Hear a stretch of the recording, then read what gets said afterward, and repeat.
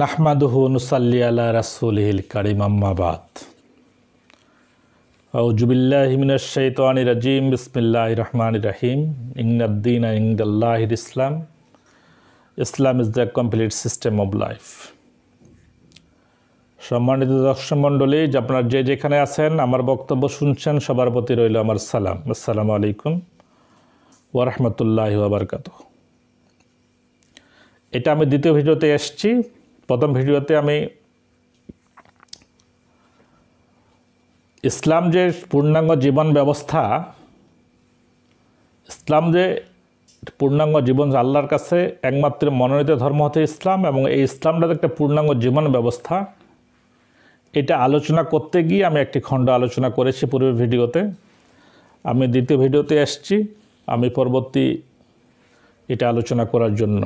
অর্থাৎ সেখানে আমি ইসলামের যে 5টি স্তম্ভ, কালেমা, নামাজ, রোজা, হজ, যাকাত, এই 5টি স্তম্ভ আলোচনা করতে গিয়ে ইসলামী জীবন ব্যবস্থার সাথে মেলানোর জন্য প্রথমটা শুধু আলোচনা করেছি। প্রথম ভিডিওতে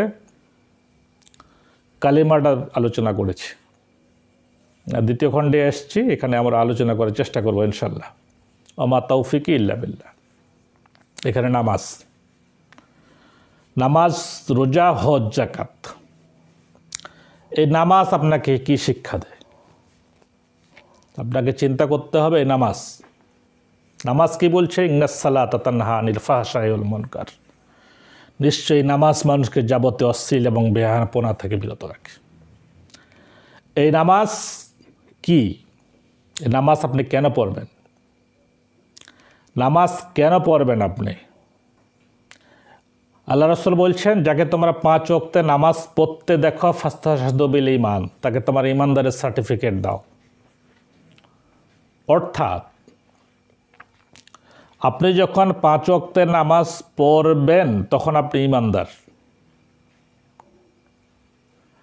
আর আপনি যখন ঈমানদার, আল্লাহর প্রতি আপনি যখন মনোনিবেশ করবেন, আপনি যখন ঈমানদার, আল্লাহ বলছে আল্লাহু ওয়ালিউল্লাযিনা আমানু ইখরিজুহুম মিনাজ যুলুমাতি ইলান নূর।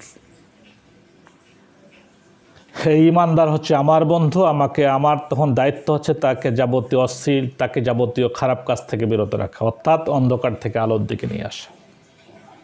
তার মানে আপনি ইসলামে যখন আপনি পদার্পণ করলেন, আপনি ঈমান আনার পরে যখন আপনি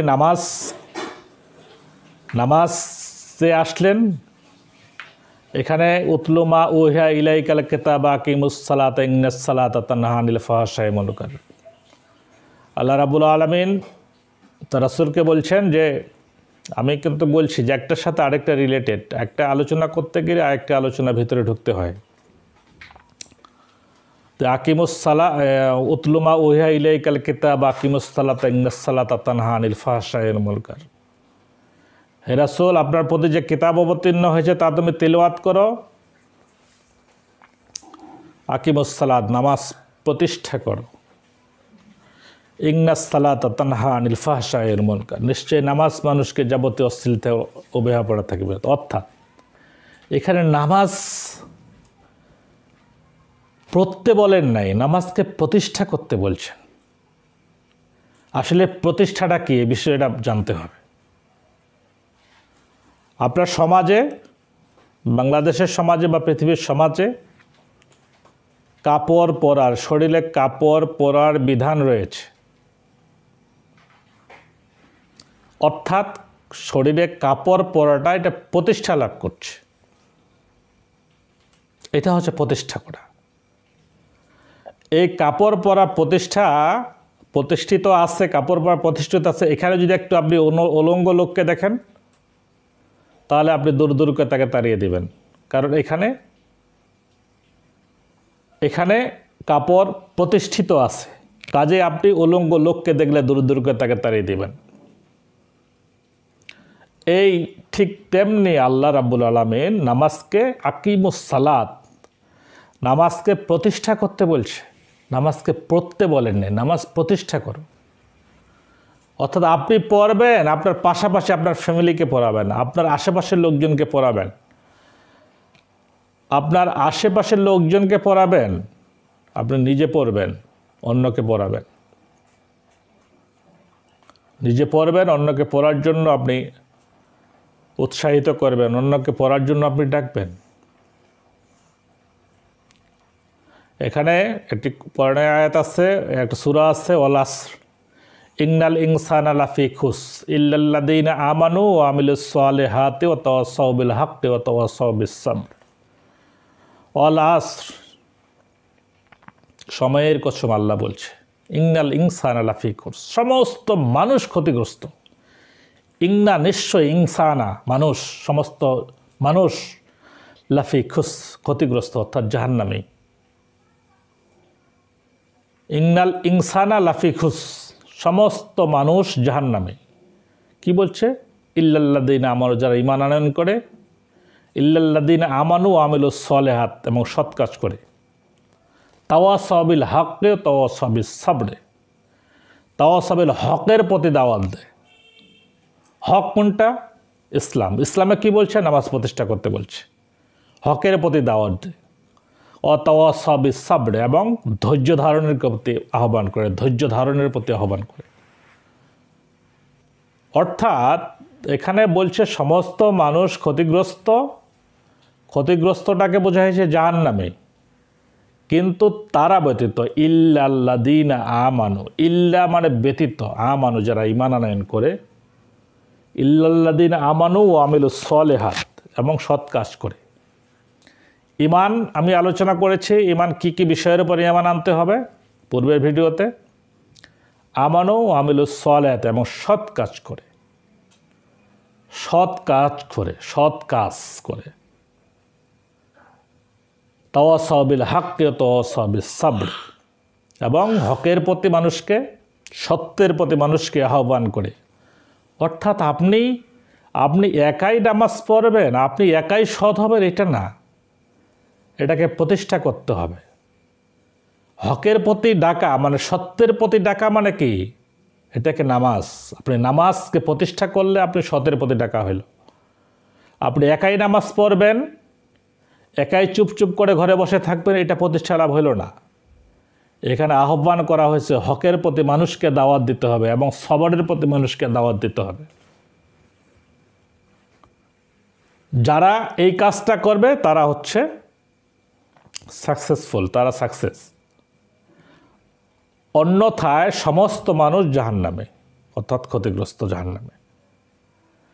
তাহলে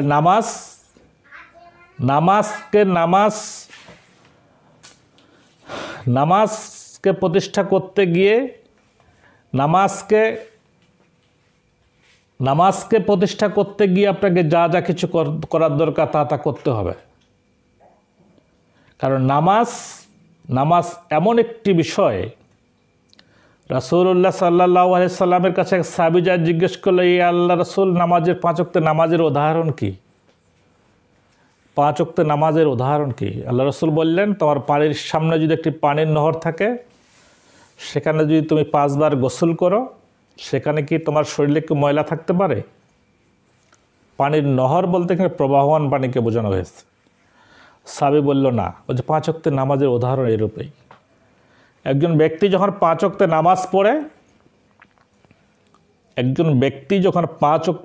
পড়ে, তখন তার শরীরে কোনো পাপ থাকবে না।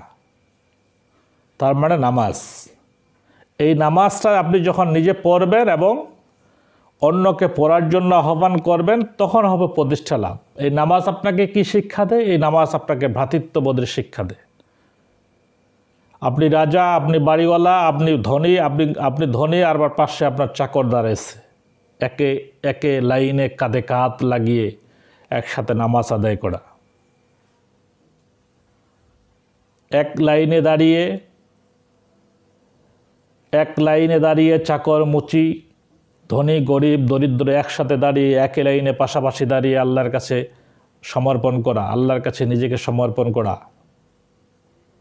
কাঁধে কাঁধ মিলিয়ে, ধনী গরিব নির্বিশেষে একসাথে কাঁধে কাঁধ মিলিয়ে আল্লাহর কাছে সমর্পণ করা। হে আল্লাহ, আমি তোমার বান্দা, আমি তোমার কাছে এসেছি, তোমার কাছে আমি নত জানু, আমি তোমার কাছে নত জানবো, আমি তুমি ছাড়া কেউ নাই। কারণ তোমার কাছে আমাকে একদিন যেতে হবে, তোমার কাছে আমাকে একদিন জবাবদিহি করতে হবে। এই মনোবাসনা, এই চিন্তা চেতনা একাগ্রতা নিয়ে, একনিষ্ঠতা নিয়ে কায়ে মনোবাক্যে যখন আল্লাহর সামনে আপনি দাঁড়িয়ে যাবেন, তখন আপনার পাশে কে থাকলো, ধনী থাকলো না, গরিব থাকলো না, ফকির থাকলো না, মিসকিন থাকলো, সেটা দেখার বিষয় নয়। আপনি দাঁড়াইছেন, আল্লাহর সামনে দাঁড়িয়েছেন। আল্লাহকে যিনি আপনাকে সৃষ্টি করছেন। আল্লাহকে খালাকাল ইনসান, তিনি মানুষ সৃষ্টি করেছেন। আল্লাহ মানুষ সৃষ্টি করেছেন। কাকে সৃষ্টি করেছেন? মানুষকে আপনাকে সৃষ্টি করছেন। আপনি সৃষ্টিকর্তার সামনে দাঁড়িয়েছেন। কোন সৃষ্টিকর্তার সামনে দাঁড়িয়েছেন? যার কাছে আপনাকে আপনার জীবনের কৃতকর্মের জন্য জবাবদিহি করতে হবে। যার কাছে আপনার জীবনের কৃতকর্মের জন্য জবাবদিহি করতে হবে, তার সামনে আপনি দাঁড়িয়েছেন। তাহলে আপনার পাশে কে দাঁড়ালো, ধনী দাঁড়ালো না, গরিব দাঁড়ালো না, মিসকিন দাঁড়ালো না, ফকির দাঁড়ালো, এটা দেখার বিষয় নয়। কাঁধে কাঁধ মিলিয়ে একাগ্র চিত্তে আল্লাহর কাছে কায়েমন বাক্যে যখন আপনি আল্লাহর কাছে নিজেকে সমর্পণ করবেন, আল্লাহর কাছে আপনি নিজেকে সমর্পণ করে আল্লাহকে আপনি ডাকবেন, তখন আপনার ডাকে আল্লাহ সাড়া দেবে। আপনার মধ্যে যখন হিংসা বিদ্বেষ থাকবে, অহংকার থাকবে, তখন কিন্তু আপনাকে আল্লাহ কবুল করবেন না। তাই ধনী গরিব নির্বিশেষে সবাই একসাথে কাঁধে কাঁধ মিলিয়ে যখন আপনি নামাজ আদায় করবেন, এটা আপনাকে ভ্রাতৃত্ববোধের শিক্ষা দেয়। আপনার পাশে যখন একজন আপনি ধনী মানুষ, আপনার গরিব পাশে দাঁড়িয়েছে, সে আপনাকে আপনার প্রতি তার শ্রদ্ধা বাড়িয়ে যাবে। আর আপনি যখন আপনার পাশে একজন গরিব দাঁড়াইছে, আপনিও চিন্তা করবেন যখন যে হ্যাঁ, আমি আল্লাহর বান্দা, সেও আল্লাহর বান্দা, সেও আল্লাহর কাছে নিবেদিত, আমিও আল্লাহর কাছে নিবেদিত, তাকেও আল্লাহর কাছে জবাবদিহি করতে হবে তার কৃতকর্মের জন্য, আমাকেও আল্লাহর কাছে জবাবদিহি করতে হবে কৃতকর্মের জন্য। কাজে এখানে কোনো ভেদাভেদ নাই, ধনী গরিব নির্বিশেষে সব কাঁধে কাঁধ মিলিয়ে একসাথে আল্লাহর কাছে নিজেকে সমর্পণ করা হচ্ছে নামাজ। এই নামাজ মানুষকে ভ্রাতৃত্ববোধের শিক্ষা দেয়। প্রথম খণ্ডতে আমি আলোচনা করেছি নামাজ, কালিমা নিয়ে। দ্বিতীয় খণ্ডে নামাজ গেল, এখন রোজা কি শিক্ষা দেয়?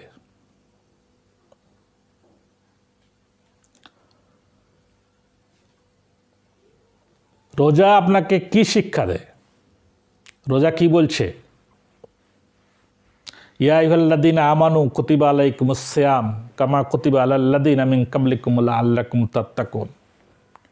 ইয়া আইয়ুহাল্লাযীনা আমানু কুতিবা আলাইকুমুস সিয়াম, হে ঈমানদারেরা তোমাদের প্রতি, ইয়া আইয়ুহাল্লাযীনা আমানু, হে ঈমানদারেরা তোমাদের প্রতি রোজা ফরজ করা হয়েছে।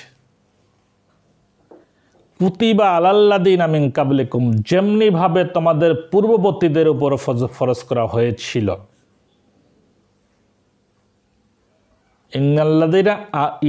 ইয়া আইয়ুহাল্লাযীনা আমানু, ঈমানদারদেরকে বলছে,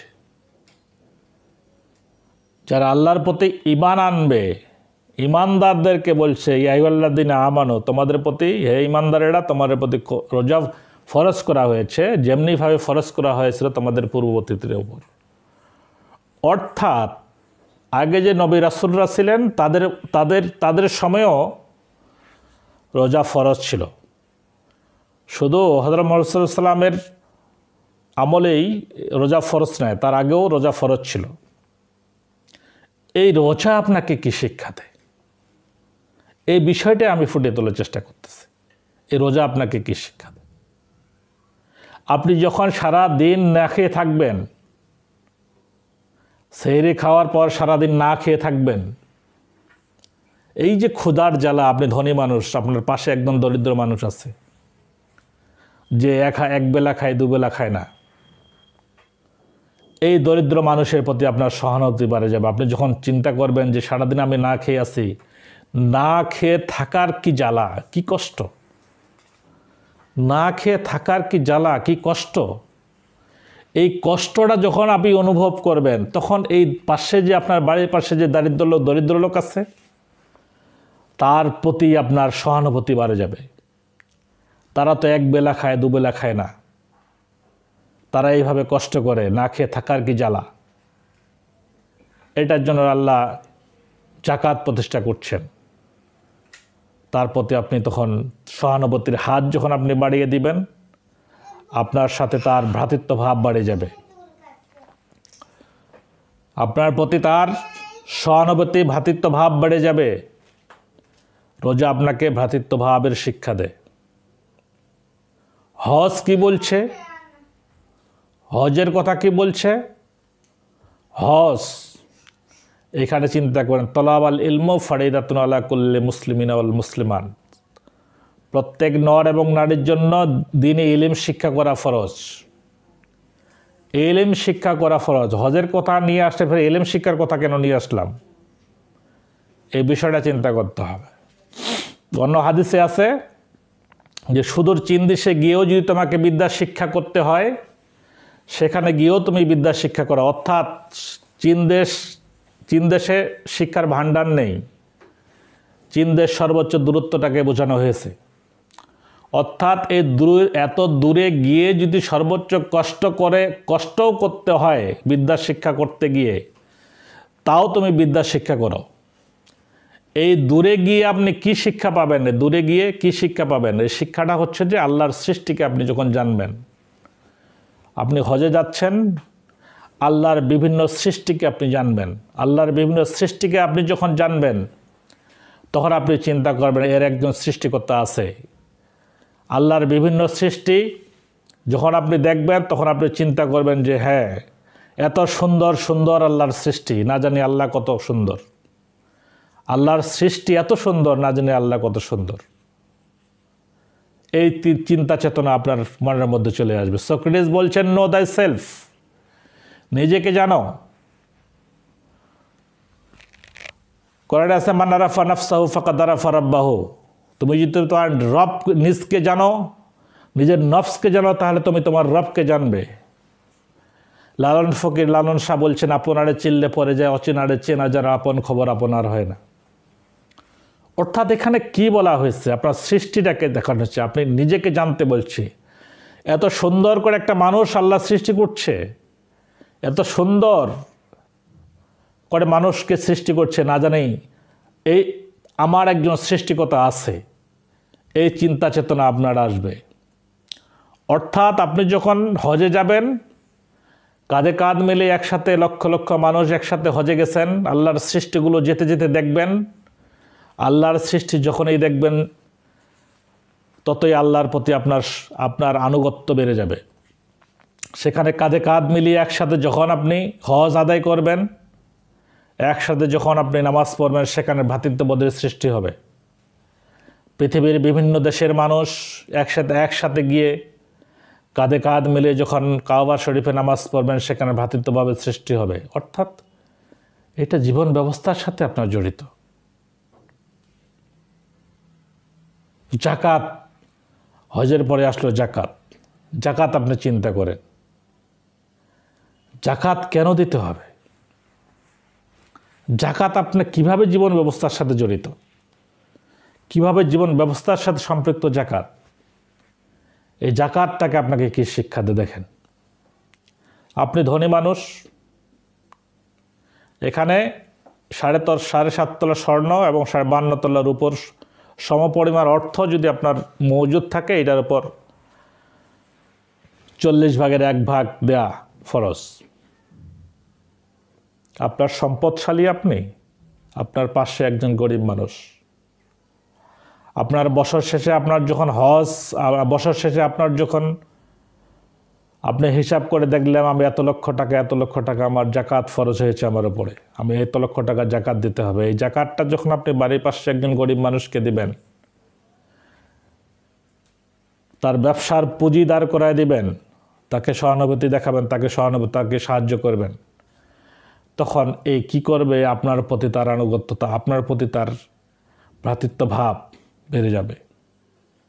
আপনি যখন তার পাশে দাঁড়াবেন, আপনার প্রতি তার শ্রদ্ধা ভক্তি বেড়ে যাবে। এই আপনার প্রতি শ্রদ্ধা ভক্তি বাড়া মানে কি? এটা আল্লাহর সিস্টেম। আল্লাহ সিস্টেম করে দিছে যে ধনীরা গরিবকে জাকাত দিবে। তখন কি হবে, সে আল্লাহর সিস্টেমকে সে সিস্টেমের প্রতি আনুগত্য করবে। আল্লাহ কত সুন্দর একটা সৃষ্টি, আল্লাহ কত সুন্দর একটা সিস্টেম করে দিছে, যেটা ধনীর একটা অংশ, ধনীর সম্পদের একটা অংশ গরিবকে দিবে। তোর আল্লাহর প্রতি তার আনুগত্য বেড়ে যাবে, আপনার প্রতি তার শ্রদ্ধা ভক্তি বাড়বে, এবং আল্লাহর সিস্টেমের কারণে আল্লাহর প্রতি তার আনুগত্য বাড়বে। অর্থাৎ ইসলামের প্রত্যেকটি কাজ ইসলামী জীবন ব্যবস্থার সাথে জড়িত। এই জন্যই বলা হয়েছে Islam is the complete system of life. ইসলাম হচ্ছে একটা পূর্ণাঙ্গ জীবন ব্যবস্থা। ইসলামের প্রত্যেকটি কাজ যদি আপনি অনুধাবন করতে পারেন, তাহলে আল্লাহর প্রতি আপনার মনোনিবেশ বেড়ে যাবে, আল্লাহর প্রতি আপনার শ্রদ্ধা ভক্তি বেড়ে যাবে। আপনি যখন এই সমস্ত কাজ আপনি বাস্তবায়ন করবেন, আপনি পালন করবেন, তখন আপনি একটা কমপ্লিট মানুষে পরিণত হবেন। যখন আপনি একটা কমপ্লিট মানুষে পরিণত হবেন, ইন্নাল্লাযীনা আমানু ও আমিলুস সালিহাত, ইন্নাল্লাযীনা আমানু ও আমিলুস সালিহাত লাহুম জান্নাতুন তাজরি মিন তাহতিহাল আনহারু যালিকাল ফাওজুল কাবীর। এখানে বলা হয়েছে আপনি যখন একটা কমপ্লিট মানুষে পরিণত হয়ে যাবেন, ইন্নাল্লাযীনা আমানু ওয়া আমিলুস সালিহাত হচ্ছে ঈমান আনয়নের কথা বলা হয়েছে, এবং সালিহাত সৎ কাজের কথা বলা হয়েছে। তাদের জন্য হচ্ছে লাহুম জান্নাতুন তাজরি মিন তাহতিহাল আনহারু, তাদের জন্য রয়েছে জান্নাত। এই জান্নাতটা কি? এই জান্নাতের তলদেশ দিয়ে নির্ঝরিণ হতে ঝর্ণার সমূহ প্রবাহিত। এই জান্নাত আপনার জন্য অনিবার্য, এই জান্নাত আপনার জন্য প্রস্তুত করে রাখছেন আল্লাহ। জালিকাল ফাওজুল কাবীর, এরাই হচ্ছে সফল কাম, অর্থাৎ আলটিমেট সাকসেস। তাই ভাইরা, বন্ধুরা, আমরা যেখানেই থাকি, যে অবস্থায় থাকি, যে কর্মেই থাকি, যে পেশায় থাকি, আমরা আল্লাহর আনুগত্যকে ভুলব না। আল্লাহর প্রতি যে শ্রদ্ধা, আল্লাহর প্রতি যে আল্লাহর যে কাজ, আল্লাহ যে অর্ডার করছেন আপনাকে, আপনার কর্মের পাশাপাশি যে কাজেই করেন না কেন, আপনি আল্লাহর অর্ডারকে সার্বক্ষণিক আপনার চিন্তা মাথায় থাকতে হবে। সর্বক্ষণ আপনার চিন্তা আল্লাহর প্রতি আনুগত্য থাকতে হবে। আল্লাহর কাজগুলোকে, আপনার অর্ডারগুলোকে আপনি ফলো করার জন্য আপনাকে সর্বক্ষণ নিবেদিত থাকতে হবে। তাই ভাইরা, আমি আহ্বান করি, আমরা যেখানেই থাকি, যেভাবেই থাকি, আমরা নামাজ আদায় করব, যাদের হজ ফরজ আছে তারা হজ দিব ও হজ করব, যাদের জাকাত ফরজ আছে তারা জাকাত দিব। ঈমান আনয়ন করতে গিয়ে যা করার দরকার সেই কাজগুলো আমরা যদি বাস্তবায়ন করি, তাহলেই আমরা বুঝবো Islam is the complete system of life. ইসলাম হচ্ছে একটা পূর্ণাঙ্গ জীবন ব্যবস্থা। আমি এখান থেকে আমার ভিডিওটা শেষ করছি। আসসালামু আলাইকুম ওয়া রাহমাতুল্লাহি ওয়া বারাকাতুহু।